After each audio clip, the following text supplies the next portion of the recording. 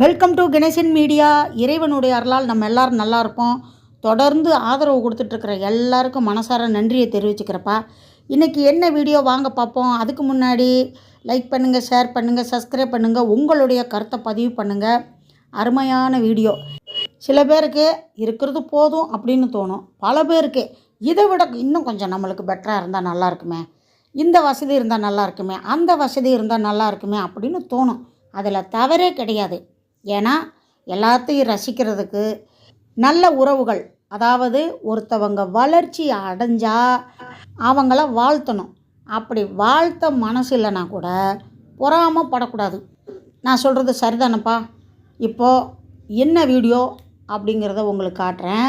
மனித உரிமை வலசை பிரியா வீரமங்கைன்னு தான் நாங்கள் சொல்லுவோம். அவங்க இன்னொரு ஆஃபீஸ் ஓப்பன் பண்ணியிருக்காங்க. அதுக்குத்தான் நாங்கள் போயிட்டு வந்தோம். இது கிச்சன், 2 ரூமு, ஹாலு, கிச்சன் சூப்பராக இருந்துச்சு. அதில் அடுத்து ஒரு நல்ல விஷயம் நடந்துச்சு பாருங்கள். வலசை பிரியா அவங்களுடைய தங்கமான மகன், இந்த செல்லக்குட்டிக்கு பிறந்த நாள். இவர் பேர் சஞ்சய். அருமையான ஒரு பையன். இன்னொன்று என்னென்னா, வரமிருந்து தவமிருந்து பெத்த புதல்வன். இந்த வயசுலேயே பக்தி, அம்மாவுக்கு உதவி பண்ணுறது, நல்ல பழக்க வழக்கங்களை கற்றுக்கிறது. ஏன்னா மனித உரிமையில் இருக்கிற வலசை பிரியாவே நிறைய நல்ல விஷயங்களை கற்றுக் கொடுப்பாங்க. அவங்கக்கிட்ட பேசிட்டாவே ஒரு தன்னம்பிக்கையும் புத்துணர்ச்சியும் வரும். சஞ்சய் குட்டியை வாழ்த்தி ஐயா அவர்கள் ஆசீர்வாதம் பண்ணாங்க.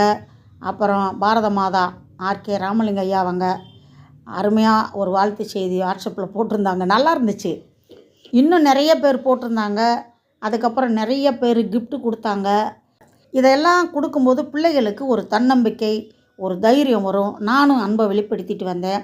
எதுக்குன்னா, இப்போ எல்லாம் நிறைய பேர் உறவுகள்கிட்ட பேசுகிறதில்ல. அவங்கவங்க வீட்டில் அந்த செல்லை பார்த்துக்கிட்டு, அதனாலேயே பிள்ளைகளுக்கு தன்னம்பிக்கை இல்லாமல் போயிடுது. நம்மளுக்கு யாரும் இல்லை அப்படின்னெல்லாம் போகுது. நல்ல விஷயத்தெல்லாம் பார்க்கலாம். செல்லு ஒரு பொக்கிஷம் மாதிரி. ஆனால் அதுக்குள்ளேயே அடிமை ஆகிடுறாங்க நிறைய பேர்.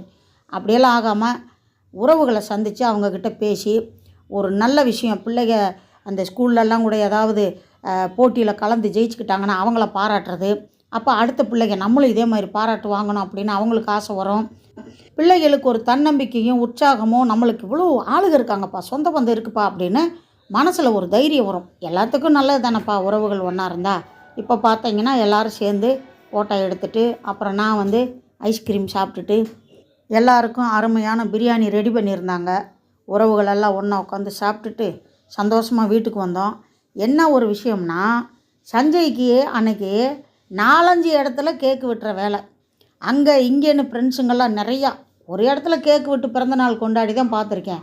4-5 இடத்துல ஓடி ஓடி பிள்ளை போய் கேக்கு வெட்டி கொண்டாடிட்டு வந்தான். அந்த அளவுக்கு நல்ல உறவுகள்ப்பா. கேட்கும்போதே சந்தோஷமாக இருந்துச்சு. எல்லோரும் நல்லா இருப்போம்.